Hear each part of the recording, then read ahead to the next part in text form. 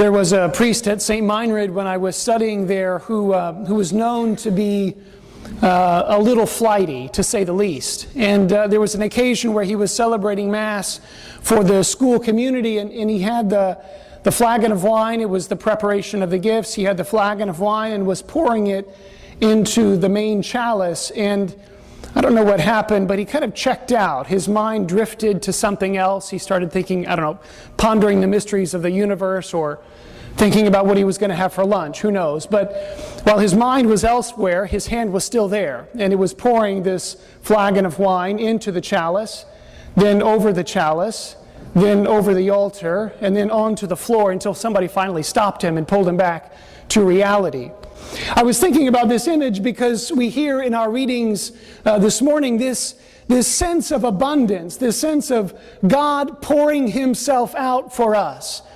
You know, we hear it in that first reading from the book of Proverbs, wisdom being poured out even before the earth was created, poured out to bring order to the chaos. We hear it in St. Paul's writing as he says, you know, the love of God has been poured out into our hearts through the Spirit that has been given to us. God pours Himself out in abundance. It's like a coach that gets Gatorade dumped on him after a big victory. This sense of overabundance being poured into our laps. And we see it, you know, from the very beginning in the gift of creation, when God pours out Himself and this abundance of life springs up. We see it in the person of Jesus when He's nailed to the cross and blood and water pour out of His side, this symbol of baptism and the Eucharist, God pulling us into His divine life. We see it in the gift of the Spirit that is poured out over the apostles and poured out over us to guide us and lead us back to the Father. God is continually pouring His life out for our sake, pouring out His mercy and His grace to bring us back to Himself. And this is an important fact about how God works in the world, because if we are made in the image and likeness of God, then it means that we are also made to be poured out for the sake of others. And we know this, really. I mean, we see it in a happily married couple that pours themselves out for each other. Don't look at your spouses. I'll know. But we see, you know, it's the small things, whether it's not wanting to take out the garbage or not wanting to do the dishes or the laundry, but making those sacrifices and offering that for the sake of the other. And in the midst of that, as simple as it may seem, we get just a glimpse of what it must be in that divine life of the Trinity, this shared communion. Even this weekend, as we celebrate Memorial Day, we are mindful of those who have poured out their lives for our sake. You know, this isn't just the unofficial start to summer. It's not just the chance to pull the grill out of the garage. We are called this weekend to remember those who have offered their lives for our sake. Where at the end of this school year, we can think of all the teachers who for the past 10 months have been pouring their lives out for the sake of their students, giving them extra attention, grading all those papers and tests. This is what it's like. This is what it means to imitate God, to pour ourselves out for the sake of others. And in this sense, imitation is not just the highest form of flattery. Imitation is the highest form of life. Because it's in pouring ourselves out that we get this sense of fulfillment, a real sense of joy in life. And yet there's something in us that prevents us, that makes us hold back. And I'm not exactly sure what it is, but I think at the heart of it there is this sense of fear. It's a fear that results from a lack of trust. You know, we're afraid that if we pour ourselves out, that we'll be left empty, or that if we offer ourselves completely, that we'll be left stranded on our own. It's a lack of trust that God will provide, a lack of trust that God will continue to pour Himself out for us. And let's be honest, I mean, this isn't anything new. We see it from the very beginning in the garden when Adam and Eve took the bait from Satan because they weren't They weren't sure that God would continue to provide for them. They wanted to seize control themselves. They wanted to be self-sufficient and do it on their own.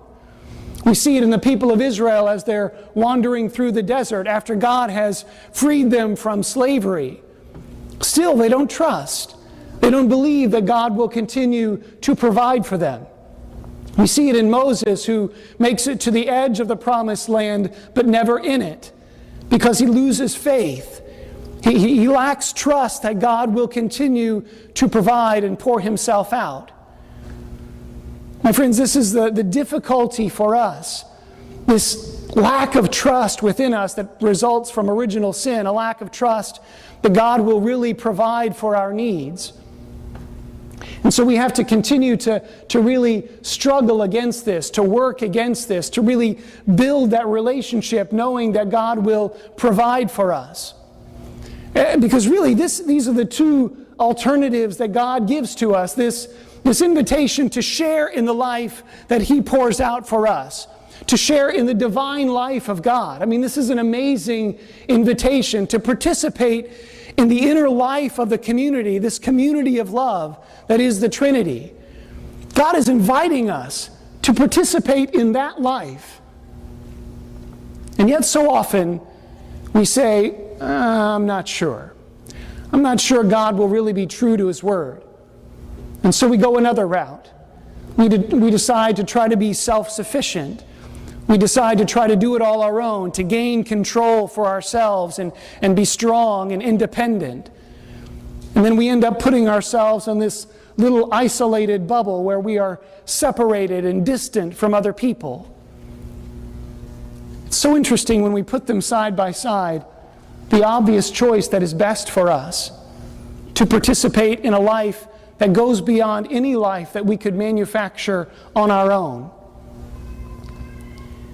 You know, since I've been here at Christ the King, I've been kind of beating this drum of the need for us to really engage in the life of this parish.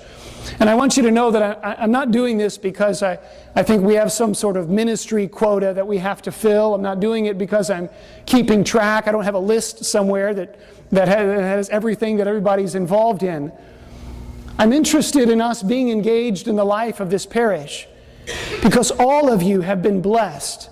All of you have some gift that God has given to you. And it's not just for you. It is meant to be shared. And in fact, it only reaches its fullness. The gift can only be seen in its fullness if it is placed at the service of something greater, if it is poured out for the sake of another.